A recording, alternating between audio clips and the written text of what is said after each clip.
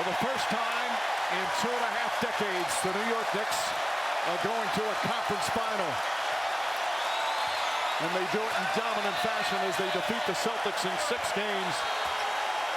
It's their largest playoff win ever. What a moment. The Knicks beat the defending champions Celtics in 6 games, advancing to the Eastern Conference Finals against the Pacers. Knicks and Pacers meeting for the 2nd straight postseason.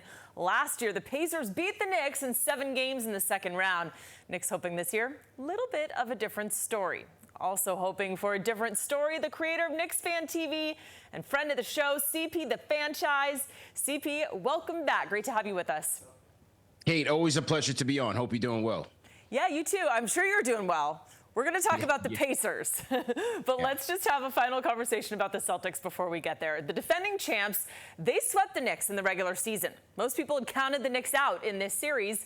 Why did they win?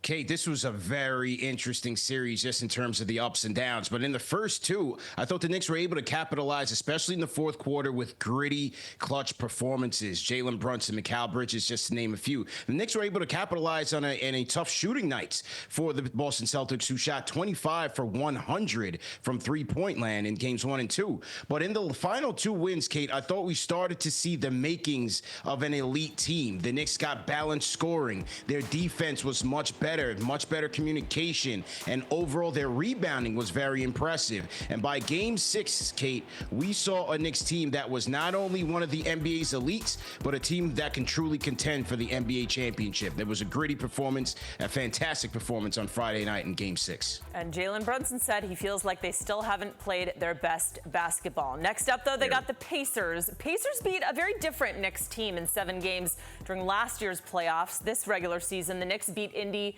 2 out of 3 games. What kind of series do you think we should look for this time around?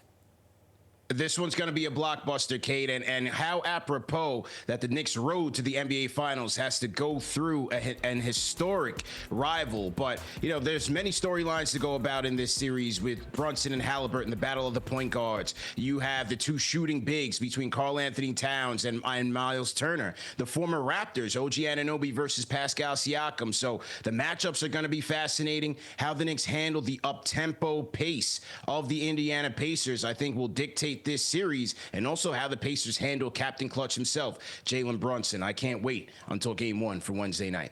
We're going to talk about just how they're going to handle Captain Clutch himself. First, though, let's talk about Tyrese Halliburton, because he's really the straw that stirs the drink for the Pacers. What do you think the Knicks have to do to slow him down?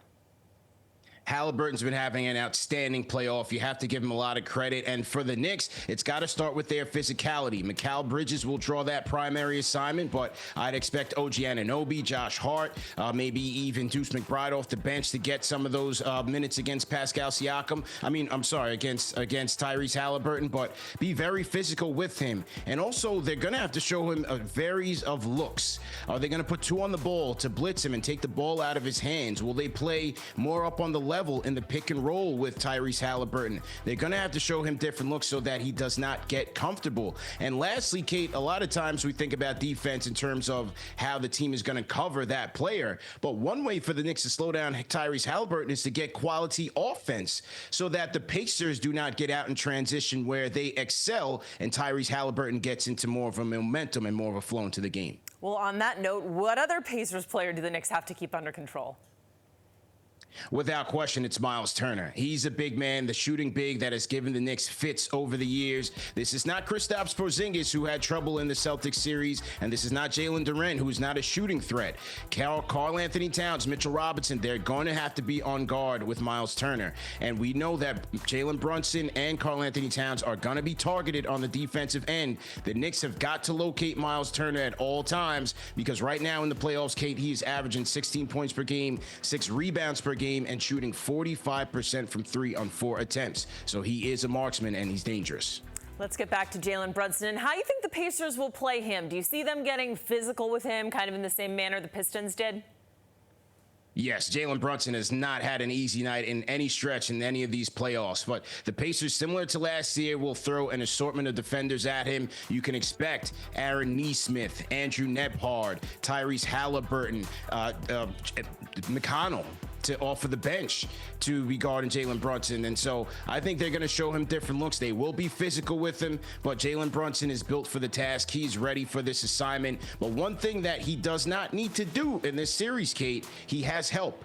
This is the difference between last year and this year. Jalen Brunson, he can rely on Karl Anthony Towns. He can rely on Mikal Bridges, OG Anunoby to help generate this Knicks offense. They're going to need to rely on their depth to win this series to get to the NBA Finals. This is one that's so interesting to me, CP. The Knicks just 3-3 at home in these playoffs. They are 5-1 on the road. Now, technically, they have home court advantage heading into this series, but where has that home court advantage been?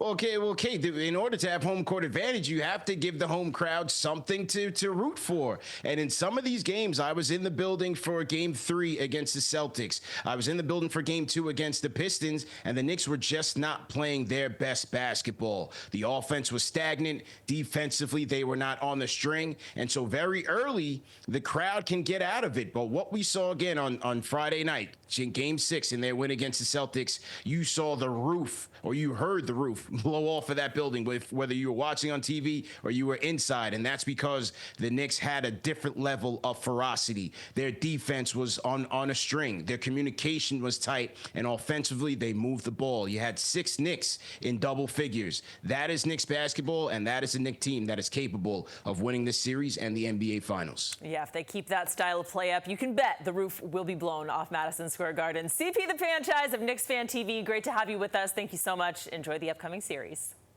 Kate, anytime. Thank you.